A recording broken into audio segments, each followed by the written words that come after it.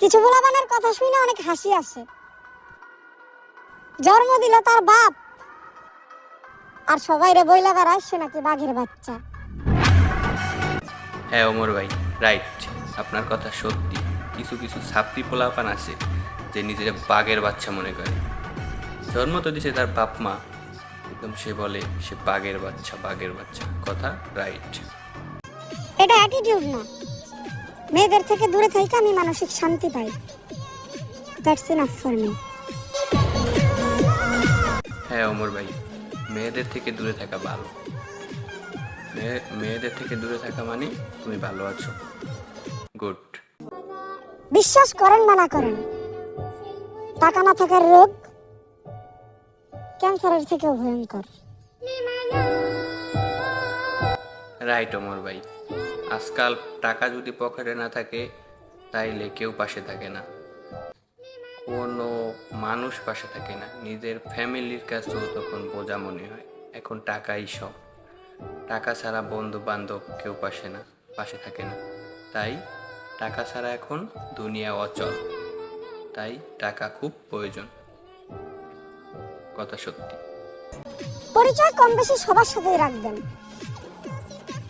কিন্তু বিশ্বাস করবেন শুধু নিজেকে। রাইট, পরিচয় সবার সাথেই রাখা উচিত, বিশ্বাস করা কাউকে উচিত না। কারণ এখন নিজের আপন মানুষরাই পিছন থেকে ছুরি বেশি মারে। তাই পরিচয় সবার সাথে রাখা যায়, কিন্তু বিশ্বাস সবাইকে করা যায় না, আর কেউ সবাইকে বিশ্বাস করবে না। যে বিশ্বাস করার যোগ্য তাকেই শুধু বিশ্বাস করবে। ওকে। বন্ধু চিনতে চান? তাহলে পকেটে টাকা থাকা সত্ত্বেও বাহির করতে ভুলে যান। রাইট, এখন টাকা না থাকলে ওই যে বললাম বন্ধুরাও পাশে থাকে না, তাই এখন টাকাই সব।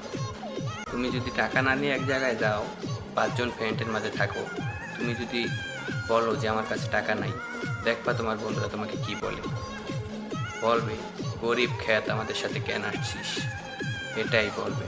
তাই এখনকার যুগে টাকাই সব, টাকা ছাড়া কেউ কাউকে চেনে না। মানুষ তো দূরের কথা, নিজের দাঁতকেও বিশ্বাস করতে নাই, কারণ সুযোগ পেলে দাঁত জিহ্বা কেউ কামড় বসিয়ে দেয়।